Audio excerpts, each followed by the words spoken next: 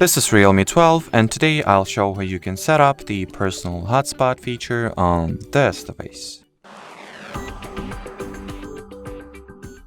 So in the beginning, you will need to launch Settings, then enter the Connection and Sharing category, and here open the personal hotspot page.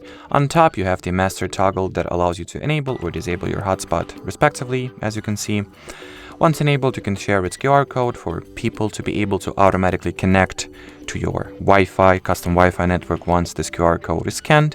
You can also obviously change your hotspot name or SSID, its password, its security protocol, the AP band that it uses.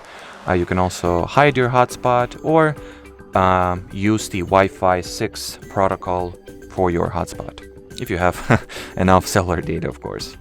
Here you can manage your connected devices, what devices are currently connected to your network, set the device connection limit, set the data usage limit, and add certain devices to your blacklist or restrict them from using your portable hotspot.